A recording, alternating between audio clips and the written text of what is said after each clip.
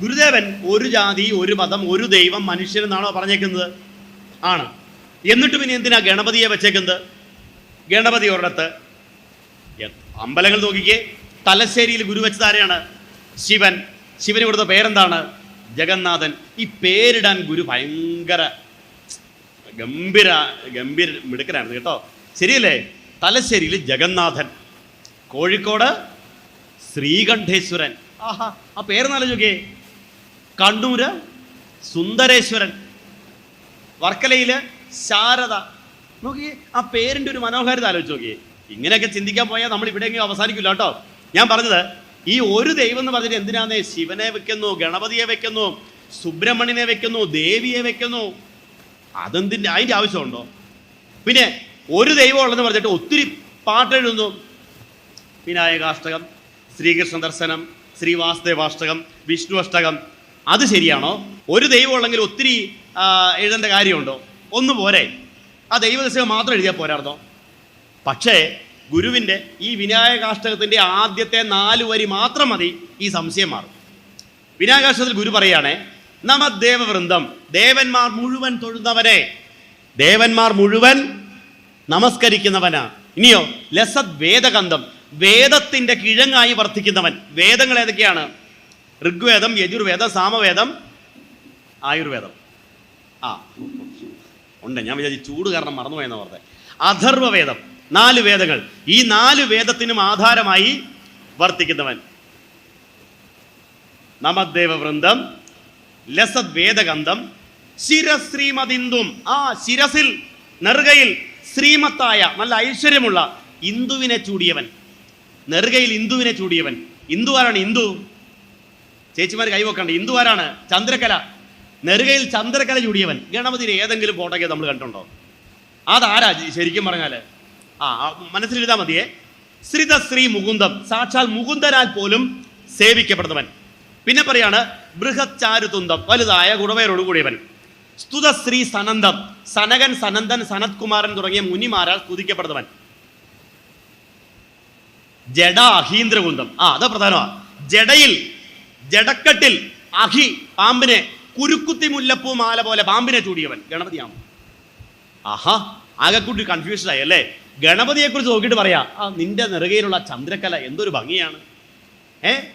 ആ ജഡക്കെട്ടിൽ അണിഞ്ഞിരിക്കുന്ന പാമ്പിനെ കാണാൻ എന്ത് രസമാണ്. ഞാൻ നിന്നെ തൊഴുന്നു പറയുമ്പോൾ നമുക്ക് ഗണപതിയായിട്ട് തോന്നുമോ? ഇല്ല. പക്ഷേ അത് ഗണപതിയുടെ വിനായക അഷ്ടകമാണ് താൻ. ഞാൻ എന്നിട്ട് പറയുന്നുണ്ട് ശിവപ്രേമപിണ്ഡം, അവസാന ഖണ്ഡി അങ്ങനെയാണ് പറഞ്ഞു വന്നത്.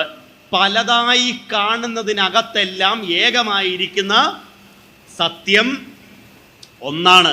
അത് ഗുരു പഠിപ്പിച്ചു തന്നു. നമ്മുടെ വിഷയത്തിലേക്ക് ബാഹുലേയാഷ്ടകം. ബാഹുലേയാഷ്ടകം നിങ്ങൾക്കറിയാലോ. ഇപ്പം അതിങ്ങനെ പറഞ്ഞു എന്തായാലും കുറച്ച് പേരൊക്കെ ചൊല്ലാൻ തുടങ്ങിയിട്ടോ. ബാഹുലേയാഷ്ടകത്തിൻ്റെ ആദ്യ ഖണ്ഡി നോക്കിയേ. ഓം ഓം ഓം ഹോമധൂമ പ്രകട തട ജഡാകോടി ഭോഗി പ്രപൂരം.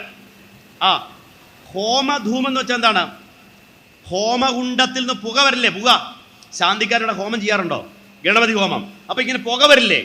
ആ ഹോമധൂമം പോലെ പ്രകടമായ ജഡക്കെട്ടിൽ, മുടിക്കെട്ടിൽ ഭോഗിപ്രപൂരം, പാമ്പിനെ ചൂടിയവൻ. ആരെക്കുറിച്ച് എഴുതിയേക്കുന്നത്? ഷൺമുഖൻ ആരാന്നേ? ഗുഹൻ ആരാ? ഗുഹൻ സുബ്രഹ്മണ്യൻ.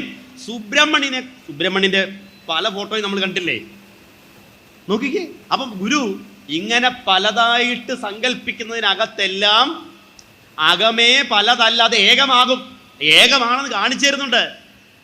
ഇങ്ങനെ പലതായി കാണുന്നതെല്ലാം ഏകമാണ് എന്ന് ഗുരു പഠിപ്പിച്ചു തരികയാണ്. അപ്പോൾ പറഞ്ഞു വന്നത് ഇങ്ങനെ ഗണപതിയെക്കുറിച്ചുള്ള വിനായകാഷ്ടകം അന്താദിപ്രാസത്തിൽ ബന്ധിപ്പിച്ച് എഴുതിയിരിക്കുന്ന അതിഗംഭീരമായ, ഇപ്പം എന്താണ്, ഓരോ ഖണ്ഡികയുടെ അവസാന അക്ഷരം നോക്കിയാൽ മതി, ഓരോ വാക്കിൻ്റെ അവസാന അക്ഷരം എടുത്താൽ മതി. നിങ്ങൾക്ക് ആ പ്രാസം ഗുരു എത്ര മനോഹരമായിട്ട് ദീക്ഷിച്ചിരിക്കുന്നു നമുക്ക് മനസ്സിലാക്കാൻ പറ്റും. അതുപോലെ ശിവനെക്കുറിച്ച് അതിമനോഹരങ്ങളായ എത്രയോ കൃതികൾ നമുക്ക് കാണാൻ പറ്റും. എന്താണ്? ബ്രഹ്മമുഖാമരവന്തിതലിംഗം ജന്മജരാമരണാന്തകലിംഗം കർമ്മനിവാരണ കൗശലലിംഗം തന്മൃദുപാദു ചിദംബരലിംഗം കർമ്മനിവാരണ കൗശലലിംഗം തന്മൃദുപാദു ചിദംബരലിംഗം.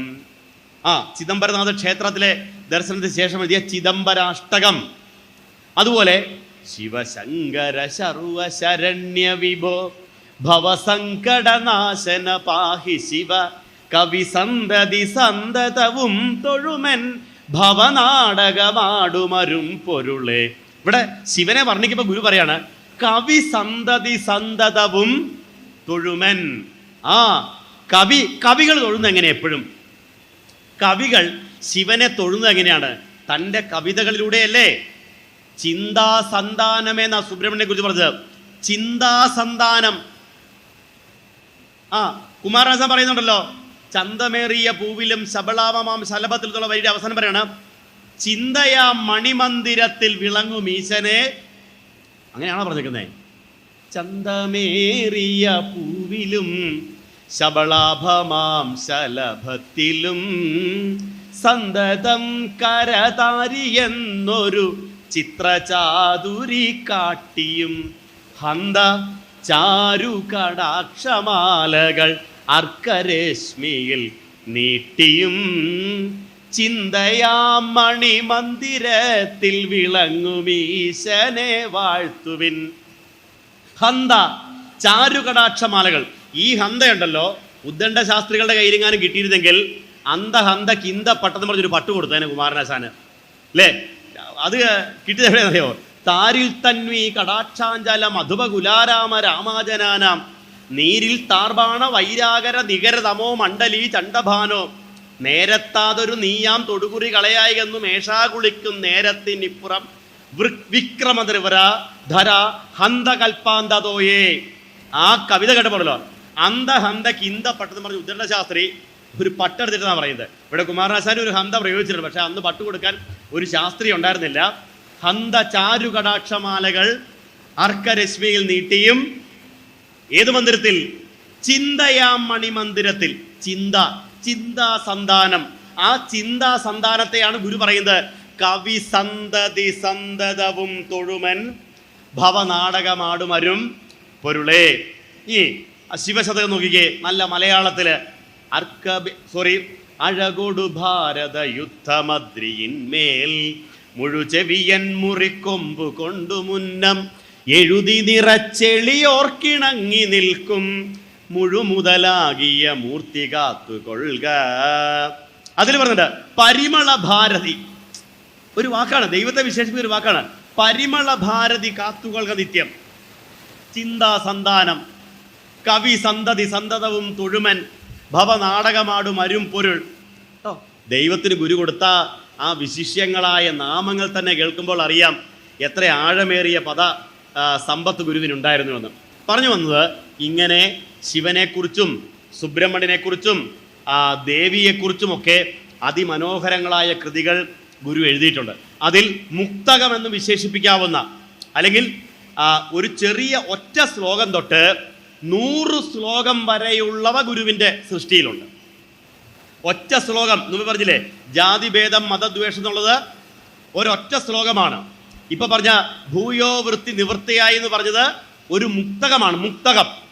മുക്തകം 8 ഖണ്ഡികയുള്ളതിന് അഷ്ടകം, 9 ഉള്ളതിന് നവകം. നാരായണ കൃത മഞ്ജരി വായിച്ചിട്ടുണ്ടോ? നാരായണ കൃത മഞ്ജരി കേട്ടിട്ടുണ്ടോ? 9 ഖണ്ഡികയിലിരിക്കുന്ന നവമഞ്ജരി എന്ന് അതിന്റെ പേര്. നവമഞ്ജരി ആരംഭിക്കുന്നത് ഓരോ ഖണ്ഡികയുടെ ആദ്യ അക്ഷരം ചേർത്താൽ നാരായണകൃത മഞ്ജരി എന്ന് കിട്ടും.